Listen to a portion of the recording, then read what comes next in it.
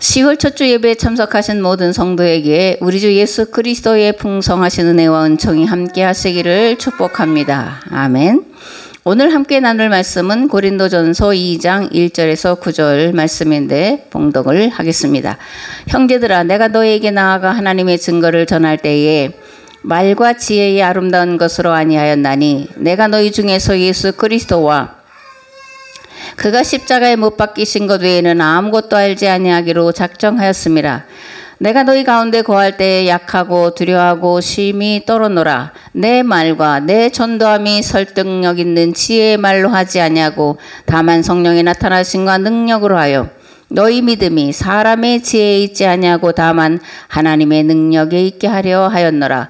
그러나 우리가 온전한 자들 중에서는 지혜를 말하노니 이는 이 세상의 지혜가 아니요 또 이 세상에서 없어질 통치자들의 지혜도 아니요 오직 은밀한 가운데 있는 하나님의 지혜를 말하는 것으로서 곧 감추어졌던 것인데 하나님이 우리의 영광을 위하여 만세전에 미리 정하신 것이라. 이 지혜는 이 세대의 통치자들이 한 사람도 알지 못하였나니 만일 알았더라면 영광의 주를 십자가에 못 박지 아니하였으리라. 기록된 바 하나님이 자기를 사랑하는 자들 위하여 예비하신 모든 것은 눈으로 보지 못하고 귀로 듣지 못하고 사람의 마음으로 생각하지도 못하였다 함과 같으니라. 아멘. 지혜에는 하나님의 지혜가 있고 사람의 지혜가 있다. 사도 바울은 말합니다. 이것을 다른 말로 하면 실용의 지혜와 위기의 지혜, 이성의 지혜와 영성의 지혜라고 말할 수 있습니다. 구약의 지혜서는 욥기, 잠언, 전도서인데 잠언과 전도서는 세상의 지혜, 즉 인간의 이성과 합리성 그리고 경험을 바탕으로 한 지혜와 삶에 필요한 실용적인 지혜가 담겨 있는데 이를 좀 심하게 말하면 처세술이다 이렇게 말할 수도 있습니다. 전에 오는 말로 솔로몬은 3,000 잠언을 지었다고 하는데 그럼 이렇게 많은 잠언을 지은 기록 목적은 무엇일까? 그런 거죠. 첫째, 관리들을 교육하는 교재로 사용하기 위해서 지었다라는 거예요. 둘째, 왕정체제를 유지하기 위한 교재로 사용하기 위해서였다라는 겁니다. 즉 합리적인 경험에 기초해서 사회의 안정을 목표로 하고 잠언을 그렇게 짓고 그리고 기록하고 또 수집도 했다라는 겁니다. 셋째, 내용의 중심에는 세상의 법, 즉 자연법이 담겨 있는데 자연법이란 자연의 이치와 원리를 바탕으로 하고 있고 이러한 자연법을 발견하고 발전시키기 위해서 천체 즉 달과 태양의 주기를 끊임없이 관찰하고 탐구하는 일을 했고 그 결과 태양과 달이 일정한 주기와 변화가 질서정연하게 펼쳐지는 것을 보고 자연의 이치와 원리를 깨닫게 되었는데 이것을 자연철학이다 이렇게 말합니다. 이런 것들로 비춰볼 때 잠언은 하나님의 지혜의 산물이 아니라 인간 이성의 산물이요 철학적 사고와 도덕적 차원에 머물고 있다는 것을 알 수 있습니다. 아멘. 이에 반해 욥기서는 하나님의 지혜를 말하는데 특히 고난의 문제에 대해 깊이 다루고 있음을 알 수 있습니다. 특별히 욥기서는 포로기 이후 인과응보 교리로는 도무지 설명할 수도 없고 이해할 수도 없는 고난의 문제에 대해 잠언식 이해를 전면 부인하고 있다는 것을 알 수가 있습니다. 이런 믿는 자의 고난의 문제는 신정론과 맞닿아 있죠. 그죠? 하나님 과연 계시냐? 하나님은 왜 믿는 자에게 고난을 주시나? 이렇게 묻는 것이 이제 신정론의 그런 중심 주제인데 이러한 물음을 고난 가운데 계속 묻고 있다라는 겁니다. 그리고 이런 질문에 답하고 있는 것이 욥기서라는 거예요. 욥이 고난 가운데 있다는 소식을 듣고 세 친구가 위로하기 위해서 찾아오는데 대만 사람 엘리바스, 수아 사람 빌닷, 나아마 사람 소발이에요. 대만 사람 엘리바스는 암몬 사람이고 수아 사람 빌닷은 메소포타미아 사람이고 나아마 사람 소발은 아라비아 사람들. 그러니까 그 당시에 전 세계에서 학문과 지식에 가장 뛰어난 자들 3인을 일컫는 그런 자들이 엘리바스와 빌닷과 소발이라는 겁니다. 욥은 어느 시대 사람일까? 욥은 바벨론 포로기 전후의 사람이라고 볼 수 있는데 그 이유는 욥기 1장에 이렇게 기록되어 있기 때문에 그래요. 우스 땅에 욥이라 불리는 사람이 있었는데 그 사람은 온전하고 정직하여 하나님을 경외하며 악에서 떠난 자더라. 욥을 동방의 의인이라고 하는데 여기서 우스 땅이라고 하는 것은 남쪽으로는 에돔, 북쪽으로는 아람을 포함하는 요단강 동편 그 광대한 지역을 가리키고 있음을 볼 수가 있습니다. 욥기서를 기록한 저자는 율법에 능통한 자로 당시 주변에서 가장 뛰어난 이방인 지혜자를 불러다가 그들과 토론과 논쟁을 벌이는 방식으로 유대교의 의인신앙과 인과응보 교리를 정면 반박하고 있다라는 것을 우리가 욥기서를 통해서 볼 수가 있습니다. 거듭말하지만 이 빌닷 또 엘리바스 소발은 그 당시 동방이라고 하는 그 넓고 광활한 지역에서 뛰어난 지식과 지혜의 사람이었다라는 것인데 그런데 이들은 자연 철학이나 그죠? 인문 철학이나 이것을 바탕으로 진리를 말하고 있는데 욥기서의 저자는 하나님의 지혜로 하나님을 경험한 그 경험으로 이들의 논리를 반박하고 있다라는 거예요. 그러니까 욥기서는 영성의 산물이다 이렇게 이제 볼 수 있다라는 거죠. 또 이런 욥기서를 기록한 것은 바벨론 포로지에서 귀환한 이스라엘 공동체의 실상을 말하고 있는데 이스라엘 공동체가 예루살렘에 돌아와서 정착하려고 애썼는데 이들 앞에 놓인 현실은 오목하기 짝이 없었다라는 거예요. 상상을 초월하는 그런 어려움이 있었다라는 겁니다. 욥기서 기자는 귀환한 이스라엘 공동체가 당하는 고난의 문제를 어떻게 해결할 것인가를 놓고 자신의 영성 경험을 통해 고난의 문제를 해결하는 길과 방법을 제시하고 있음을 우리가 알 수가 있습니다. 아멘. 그다음에 하나님의 지혜 무엇을 말하는 걸까? 첫째, 위기를 기회로 만들어가는 능력을 말합니다. 둘째, 고난을 통해 자신을 성찰함으로 영성의 깊이와 넓이를 더하여 마침내 하나님을 배움는 영광에 이르도록 이끄는 능력을 말합니다. 셋째, 인간의 이성과 합리로는 설명할 수도 이해할 수도 없는 고난과 위기의 문제를 해결할 방법을 하나님의 지혜다 이렇게 말합니다. 넷째, 사람의 지혜가 개인의 삶에 관심을 갖는다면 하나님의 지혜는 공동체의 문제에 공동체의 사람들에게 관심을 갖고 있다라는 거예요. 특별히 하나님의 지혜는 공동체에 관심을 갖고 있는데 교회에 가장 큰 관심을 갖고 있다라는 거예요. 성령은 교회의 영이십니다. 그래서 성령이 오셔서 믿는 자로 하여금 창세전에 하나님 안에 감추어 두었던 하나님의 지혜인 예수님을 주와 그리스도로 알게 하시고 믿게 하시는 영이시고 교회를 통해 세상을 구원하시려는 계획을 이루도록 도우시고 이끄시는 예수 그리스도의 영을 우리가 성령 또는 보혜사라고 부르고 있습니다. 그러므로 하나님의 눈은 항상 교회와 성도들에게 고정되어 있고 하나님의 귀 또한 교회와 성도들에게로 향하고 있음을 알아야 합니다. 교회와 성도가 세상 만물의 구원을 사모하며 그 일을 감당하고자 기도하고 힘쓸 때 함께 하시고 도우심을 통해 마침내 뜻이 하늘에서와 같이 땅에서도 이루어지도록 역사하는 줄 믿습니다. 아멘. 이게 하나님의 지혜라는 거예요. 여러분들은 성경이 어떤 시대에 쓰여졌는지 또는 이게 하나님께서 말씀하신 것을 받아 적었다라고 하는 그런 신앙을 가지고 있는지 모르겠는데 성경은 시대와 상황의 산물이라는 것을 우리가 알아야 됩니다. 그리고 실패를 통해서 미래를 조망하면서 실패하지 않도록 우리를 가르쳐주는 교과서라는 것을 알 수가 있고 고난의 산물이다라는 것을 우리가 알 수가 있습니다.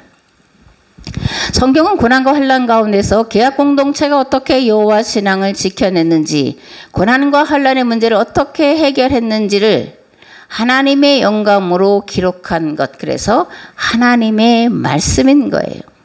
영감으로 기록되었다라는 것은 하나님의 깊은 것까지도 통달하시는 성령께서 계시로 하나님께서 역사를 어떻게 운행하시는지를 깨달아 알게 하시고 더 나아가 하나님 경험으로 이끄셔서 그 경험을 통해 기록한 말씀이기에 인간의 작품이면서 동시에 하나님의 말씀이다라는 것을 우리가 상식적으로 알아두어야 합니다. 고린도전서 2장에서 사도 바울이 말하는 하나님의 지혜, 제가 여러 가지로 쭉 이제 열거를 했는데 다시 한번 말씀드리면 하나님께서 알려주신 지혜요 하나님의 비밀을 이야기하는데 사도 바울은 이것을 감추었던 것이요 만세전에 미리 정하신 것이다 이렇게 말씀합니다. 또 하나님의 지혜는 이 세대의 통치자들이 한 사람도 알지 못하였다라고 말씀하는데 이 고린도전서 2장에서 사도 바울이 말하는 하나님의 지혜는 예수 그리스도와 십자가를 말하고 있다라는 것을 알 수가 있습니다. 사도 바울은 만일 예수님이 보이지 않는 하나님의 보이는 형상으로 이 땅에 오신 목적이 옛계약 공동체 이스라엘의 죄를 짊어지고 죽으시기 위해서였다라는 것과 그를 통해 구원의 새롭고 산 길을 열어주시기 위해서였다라는 것을 그 당시의 사람들이 알았더라면, 그죠? 영광의 주를 십자가에 못 박지 아니했을 거다 이렇게 이제 말씀을 하고 있습니다. 그러니까 하나님의 지혜, 만세전부터 감추어졌던 지혜인 예수 그리스도와 십자가는 인간의 지혜로 이성과 합리로는 알 수 없다라는 거예요. 하나님께서 깨달아 알게 하실 때 하나님의 지혜로 성령의 감동으로만 알 수 있다라고 말씀을 하고 있는 겁니다. 아멘. 그러면서 고린도전서 1장 22절에서 24절에 사도 바울은 이렇게 말합니다. 유대인은 표적을 구하고 헬라인은 지혜를 찾으나 우리는 십자가에 못 박힌 그리스도를 전하니 유대인에게는 거리끼는 것이요 이방인에게는 미련한 것이로되 오직 부르심을 받은 자들에게는 유대인이나 헬라인이나 그리스도는 하나님의 능력이요 하나님의 지혜니라. 아멘. 유대인은 표적을 구한다. 그럴 때 이건 무엇을 염두에 두고 하는 말일까? 유대인의 메시아 대망사상을 염두에 두고 하는 말입니다. 유대인들은 하늘의 이적과 능력으로 오실 영광의 메시아여 정치적인 메시아를 오랫동안 기다리고 찾고 있었다라는 거예요. 그러니까 메시아이신 표적을 찾느라고 이들은 애쓰고 힘쓰고 그런 세월을 수백 년을 살아왔다라는 얘기를 담고 있습니다. 그 다음에 헬라인은 지혜를 찾는다라고 하는 말은 무슨 말일까? 헬라인들이 찾는 지혜는 이성과 합리를 통해 얻어지는 지혜를 말하는데 이러한 것은 앞에도 말씀드렸지만 사물의 운행과 자연의 질서를 탐구하고 연구함으로 얻어지는 지혜, 즉 자연 철학을 말하고 거기서 한 걸음 더 나아가 인간은 누구인가, 왜 사는가, 어떻게 살아야 하는가 등 인간 삶의 문제를 찾는 인문 철학을 말하는 거예요. 그러니까 헬라인들이 찾는 지혜는 철학이었다 그런 겁니다. 그렇다면 그리스도인들이 구하는 지혜는 어떤 것일까? 그리스도인들이 구하는 지혜는 세상 사람들에게는 미련하고 어리석기 짝이 없어 보이는 건데 뭐라는 거예요? 십자가라는 겁니다. 예수 그리스도의 십자가 우리가 너무나 잘 아는데 무엇을 말하냐? 다른 사람의 죄를 짊어지고 대신 죽는 것을 말합니다. 다른 사람을 살리기 위해서 내 생명을 기꺼이 내어놓는 십자가가 하나님의 지혜요. 세상 사람들이 보기에는 미련하고 어리석기 짝이 없는 거다 이렇게 말씀을 하고 있는데 이런 예수 그리스도의 십자가를 가장 잘 말씀해 주고 있는 것이 요한복음 13장 34절에서 35절 말씀입니다. 새 계명을 너에게 주노니 서로 사랑하라. 내가 너희를 사랑한 것 같이 너희도 서로 사랑하라. 너희가 서로 사랑하면 이로써 모든 사람이 너희가 내 제자인 줄 알리라. 요한복음 15장 12절에서 14절 말씀도 보면 내 계명은 곧 내가 너희를 사랑한 것 같이 너희도 서로 사랑하라 하는 이것이니라. 사람이 친구를 위하여 자기 목숨을 버리면 이보다 더 큰 사랑이 없나니 너희는 내가 명하는 대로 행하면 곧 나의 친구라. 아멘. 예수 그리스도의 십자가는 친구를 위하여 기꺼이 목숨을 버림으로 그 친구를 살리는 거다, 이런 말씀이에요. 예수님이 교회와 성도들에게 명하시는 것이 있습니다.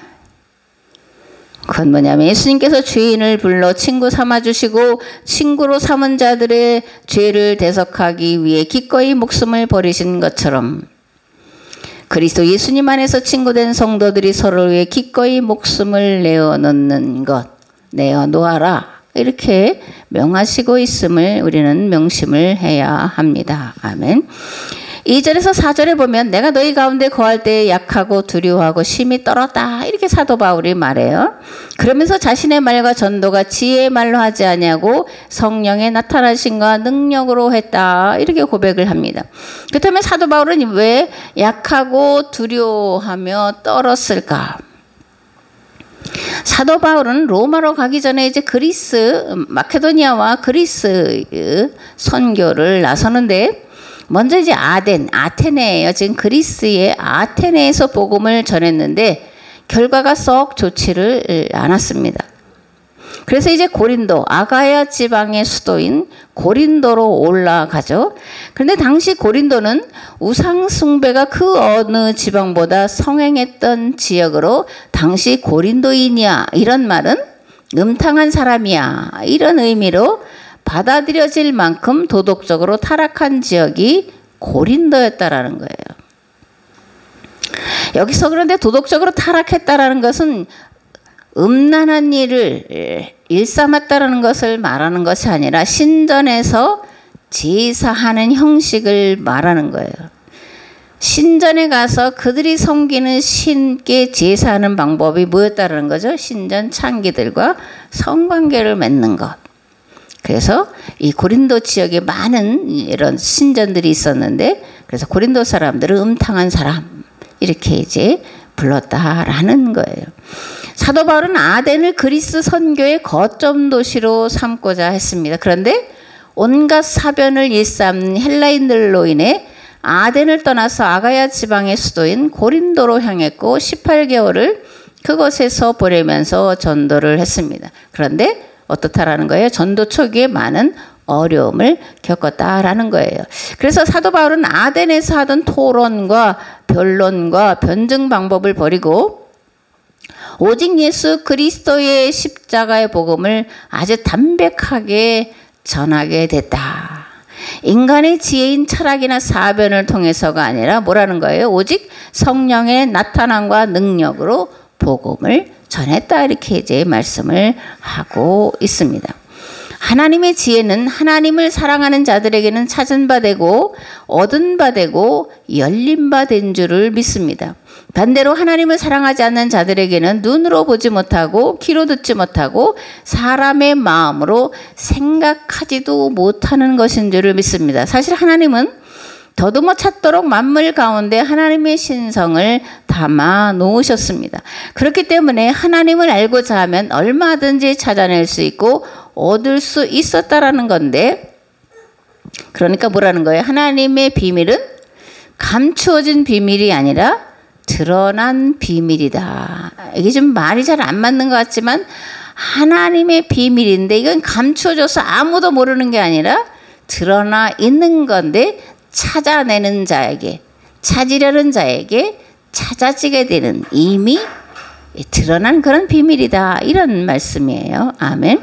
로마서 1장에서 사도 바울은 그래서 이것을 이렇게 말합니다. 하나님이 진노가 불의로 진리를 막는 사람들의 모든 경건하지 않음과 불의에 대하여 하늘로부터 나타나나니 이는 하나님을 알만한 것이 그들 속에 보임이라.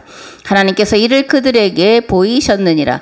창세로부터 그의 보이지 아니하는 것들 곧 그의 영원하신 능력과 신성이 그가 만드신 만물에 분명히 보여 알려졌나니 그러므로 그들이 핑계하지 못할지니라. 아멘. 고린도전서 2장 10절에서 16절 말씀을 보겠습니다. 오직 하나님이 성령으로 이것을 우리에게 보이셨으니 성령은 모든 것 곧 하나님의 깊은 것까지도 통달하시느니라. 사람의 일을 사람의 속에 있는 영 외에 누가 알리요? 이와 같이 하나님의 일도 하나님의 영 외에는 아무도 알지 못하느니라. 우리가 세상의 영을 받지 아니하고 오직 하나님으로부터 온 영을 받았으니 이는 우리로 하여금 하나님께서 우리에게 은혜로 주신 것들을 알게 하려 하심이라. 우리가 이것을 말하거니와 사람의 지혜가 가르친 말로 아니하고 오직 성령께서 가르치신 것으로 하니 영적인 일은 영적인 것으로 분별하느니라. 육에 속한 사람은 하나님의 성령의 일들을 받지 아니하나니 이는 그것들이 그에게는 어리석게 보이며 또 그는 그것들을 알 수도 없나니 그러한 일은 영적으로 분별되기 때문이라. 신령한 자는 모든 것을 판단하나 자기는 아무에게도 판단을 받지 아니하느니라. 누가 주의 마음을 알아서 주를 가르치겠느냐. 그러나 우리가 그리스도의 마음을 가졌느니라. 아멘. 성령의 기능과 역할 무엇일까? 그죠? 요한복음에 의하면 성령은 진리의 영이세요. 즉 예수 그리스도의 영이시라는 겁니다. 즉 성령은 예수님이 누구신지를 올바로 깨달아 알게 하시는 영이시라는 거예요. 예수님의 12 사도와 따르던 무리들은 예수님이 공생의 기간 동안 하신 말씀과 행하신 일들이 무엇인지를 사실 분명히 알지 못하고 따라다녔습니다. 그런데 오순절날 성령이 그들에게 임하자 비로소 예수님이 하나님의 아들이시고 하나님이신 것과 그래서 예수님이 가르치시고 행하신 모든 것들이 하나님의 일이었음을 깨달아 알게 되었다라는 겁니다. 그래서 복음서에 보면 사도들이 몰랐다라는 말이 많이 나와요. 사도들이 예수님이 누구신지를 몰랐다 우리는 참 무지했다 이렇게 자기 고백을 많이 하고 있는 것을 보는데 성령이 임하시자 비로소 깨달아 알게 되었다. 우리는 하나님 앞에 사도로서 불림받을 존재가 못된다 이런 겸손의 고백인 것을 또한 우리가 알 수가 있습니다. 아멘. 성령은 예수님이 주와 그리스도이심을 바르게 이해하고 깨달아 알게 하시는 진리의 영이십니다. 보혜사이신 성령님이 임하시면 나사렛 예수를 하나님의 아들 그리스도로 경험하게 하시고 그리스도 경험을 통해 거듭나게 하셔서 심령이 변화를 받아 하나님의 온전하시고 기뻐하시는 뜻이 무엇인지 깨달아 알게 하시고 깨달아 안 그것을 지켜 행하게 하시고 더 나아가서 예수님을 통하여 하나님을 경험하도록 이끄시는 줄 믿습니다. 아멘. 무엇보다 성령은 교회의 영이라고 말씀을 드렸습니다. 교회는 오순절 성령 강림 사건으로 이 땅에 세워진 구원 공동체의 이름이에요. 예수님은 몸인 교회의 머리 되시고 성령은 그리스도의 몸에 붙어있는 각각의 지체들로 하여금 예수님과 맺은 새 계약이 무엇인지 올바로 깨닫게 도우실 뿐 아니라 그것을 진실하고 충성되이 행하도록 도우시고 이끄시는 영이라는 겁니다. 또한 성령은 잘못된 신앙에 빠지도록 획책하는 마귀의 괴계를 꿰뚫어 알도록 도우시는 지혜와 지식의 영이십니다. 마귀는 거짓과 미혹의 영이죠. 그래서 하나님과 성경을 바로 아는데 힘쓰지 않게 만들고 나타나는 현상만을 쫓게 하거나 잘못된 그것에 광신적으로 충성하도록 만드는 데 뛰어난 능력이 있는 게 마귀입니다.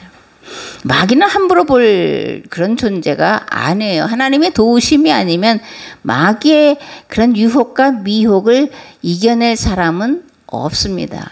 나는 이겨낼 수 있을까요? 그런 사람이 가장 먼저 마귀에게 질다라는 것을 우리가 늘 생각을 해야 됩니다. 마귀는 교만의 영이고 성령은 진리의 영이시기 때문에 그러는 거예요. 또한 마귀는 하나님과 성경을 잘못 알면서도 잘못 안다라고 하는 인식을 하지 못하게 하고 잘한다고 착각하도록 만든다라는 거예요. 그리고 잘못한 그것을 바르게 알았다라고 생각하면서 열심을 다하고 충성하도록 하는 존재라는 것을 알아야 합니다. 그러므로 마귀의 거짓과 속임수에 넘어가지 않으려면 어떻게 해야 돼요? 항상 말씀을 묵상하고 성령의 충만하신 임재를 간구를 해야 한다라는 겁니다. 아멘.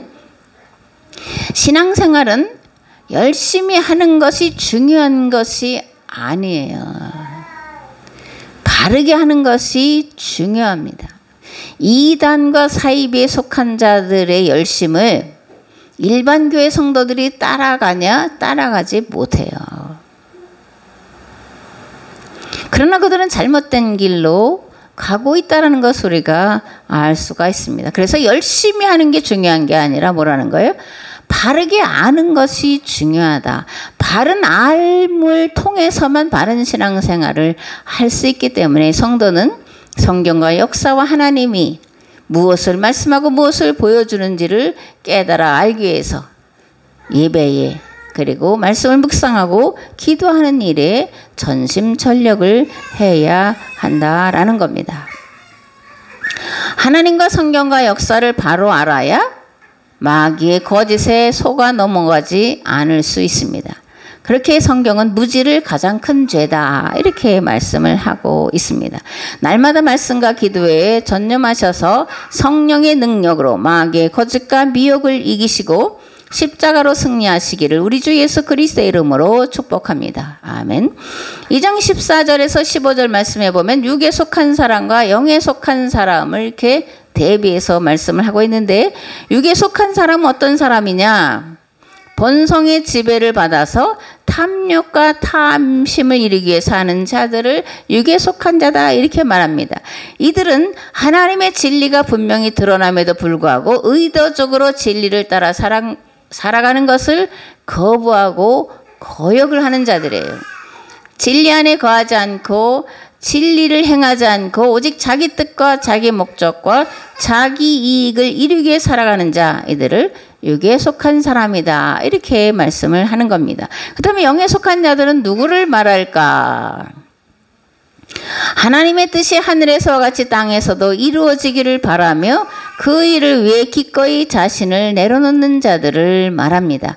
하나님 나라가 이 땅에 이루어지도록 예수 그리스도와 함께 십자가의 정욕과 탐심을 못 받고 오직 그리스도를 본받아 살기를 원하고 그렇게 살아가는 자들을 말합니다. 사도 바울은 갈라디아서 5장에서 이렇게 말합니다. 그리스도 예수의 사람들은 육체와 함께 그 정욕과 탐심을 십자가에 못 박았습니다.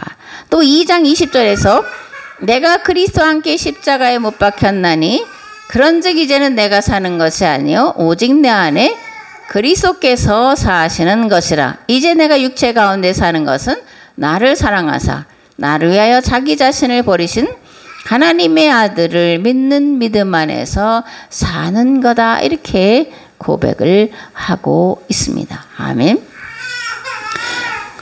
그렇다면 하나님의 아들을 믿는 믿음 안에서 사는 것은 무엇을 말하는 거냐? 계속 반복되는 얘기인데 예수 그리스도께서 죄인들을 불러 죄인을 구원할 구원 공동체의 교회가 되게 하셨고 교회를 통해 세상을 구원하게 하신다는 것을 믿고 그 일을 행하며 사는 삶, 그것이 하나님의 아들을 믿는 믿음 안에서 사는 거다 이렇게 말씀을 하고 있다라는 겁니다. 하나님의 유일한 소원이 있습니다. 모든 만물이 예수 그리스도의 복음을 듣고 깨달아 구원에 이르는 삶을 사는 거예요.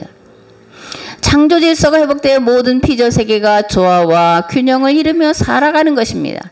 다시는 빈부와 신분의 차이로 인해 차별받고 차등당하지 않는 삶을 살아가기를 우리 주님이 가장 원하고 계시다라는 거예요.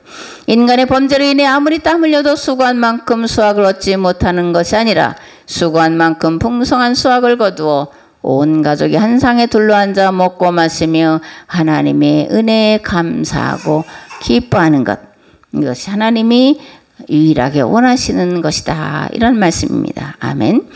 근데 이런 일들은 인간의 본성 속에 깊이 들어있는 탐심과 탐욕을 물리칠 때만 가능한 일이요 이런 힘과 능력은 인간에게서 나오는 것이 결코 아니라 오직 성령님의 임재와 도우심으로 가능한 일이다라는 것을 우리가 분명하게 인식을 해야 합니다. 아멘. 마지막으로 2장 16절에 누가 주의 마음을 알아서 주를 가르치겠느냐? 그러나 우리가 그리스도의 마음을 가졌느니라고 말씀하는데 예수님의 마음은 어떤 마음일까? 첫째, 온유와 겸손한 마음입니다. 하나님이 하나님을 버리시고 사람의 모양으로 오셔서 죄인들을 섬겨주실 수 있었던 능력과 힘의 근원이 온유와 겸손에 있다라는 거예요. 둘째, 자기를 낮추시되 십자가에서 죽기까지 낮아지신 마음이 예수님의 마음이라는 겁니다. 셋째, 섬김받지 않으시고 섬기는 마음이에요. 요한복음에 의하면 예수님은 사역 초기 세례 요한에게 머리를 숙이시고 요단강에서 세례를 받으셨습니다. 그리고 유월절 마지막 날에 수건을 허리에 두르시고 제자들 앞에 무릎을 꿇고 제자들의 발을 씻어 주셨는데 이러한 모습은 가장 자신을 낮추신 모습이요 온유와 겸손 그 자체를 우리에게 보여주셨던 겁니다. 아멘. 마태복음 7장에 이렇게 되어 있습니다. 그러므로 무엇인지 남에게 대접을 받고자 하는 대로 너희도 남을 대접하라. 이것이 율법이요 선지자니라. 좁은 문으로 들어가라. 멸망으로 인도하는 문은 크고 그 길이 넓어 그리로 들어가는 자가 많고 생명으로 인도하는 문은 좁고 길이 협착하여 찾는 이가 적음이니라. 아멘. 좁은 문은 가장 낮은 자리에서 섬기는 것을 말합니다. 반대로 큰 길, 넓은 길은 섬김받는 것과 높은 자리에 앉아 지배하고 다스리는 것을 말합니다. 하나님의 영광을 구하는 것이 아니라 자기 영광을 구하고 바라는 것. 그것이 넓은 길이다라는 거예요. 예수님은 하나님의 영광을 버리시고 죄인의 모양으로 세상에 오셨습니다. 예수님을 믿고 섬기는 자란 그러므로 하나님이 하나님이심을 버리시고 사람이 되시고 죄인들을 죄와 사망에서 구원하시려고 십자가에서 죽으심으로 죄를 대속하신 것처럼 세상죄를 대신 짊어지고 십자가의 길로 나아가는 자를 예수님을 믿고 섬기는 자다 이렇게 말하는 거예요. 다른 사람을 살리기 위해 기꺼이 내 생명을 내어놓고 예수님을 따라가는 자를 말하는 겁니다. 그렇다면 어떻게 이렇게 할 수 있을까? 버림으로 얻는 것을 알기 때문에 죽음으로 부활과 영생에 이르는 진리를 알기 때문에 예수 그리스도께서 가신 십자가의 길을 따라갈 수 있다라는 겁니다. 아멘. 빌립보서 2장에 이렇게 기록되어 있습니다. 너희 안에 이 마음을 품으라. 곧 그리스도 예수의 마음이니 그는 근본 하나님의 본체시나 하나님과 동등됨을 취할 것으로 여기지 아니하시고 오히려 자기를 비워 종의 형체를 가지사 사람들과 같이 되셨고 사람의 모양으로 나타나사 자기를 낮추시고 죽기까지 복종하셨으니 곧 십자가에 죽으심이라. 사도 바울은 예수 그리스도의 마음을 가장 낮아지시며 십자가에 죽으심이라고 말씀을 하고 있습니다. 아멘. 넷째, 예수님의 마음은 하나님의 기뻐하시고 온전하신 뜻이 하늘에서와 같이 이 땅에서 이루어지기를 간절히 원하시는 마음이에요. 포기할 수 없는 마음, 측은히 여기는 마음, 긍휼히 여기는 마음입니다. 자신의 몸을 십자가에서 내어주심을 통해 세워놓으신 거룩한 교회를 통해 이 땅에 하나님의 통치가 실현되기를 간절히 바라고 기다리시는 마음이에요. 예수님의 가장 크고 절박한 소망은 이 땅에 하나님 나라가 속히 이루어지는 것입니다. 이 시대를 살아가는 사람들이 겪고 있는 불행의 문제를 교회가 앞장서서 해결하기를 고대하시는 거예요. 이 일을 위해서 졸지도 아니하시고 주무시지도 아니하시고 불꽃 같은 눈동자로 교회와 성도들의 삶을 지켜보고 계시는 줄을 믿습니다. 아멘. 사도 바울은 자신과 함께 하는 이들이 주님의 마음을 아는 자라고 말하는데 이 말씀을 듣는 우리 또한 주님의 마음을 아는 자가 되어 주님의 뜻을 이루어가는 복된 삶을 사시는 성도 되시기를 우리 주 예수 그리스도의 이름으로 축복합니다. 아멘. 이제는 길과 진리와 생명 되신 예수 그리스도의 은혜와 아버지 하나님의 무한하시고 극진하신 사랑하심과 성령님의 감화 감동 교통 역사하심이 사람의 지혜가 아니라 하나님의 지혜를 따라 살아가기를 그 십자가의 길을 우리 주님과 함께 걸어가기를 결단하고 다짐하며 돌아간 삶의 자리에 가정 위에 자녀 손들 위에 그리고 이 나라 이 민족 위에 이제로부터 영원토록 함께 하옵시기를 간절히 축원하옵나이다. 아멘. 아멘.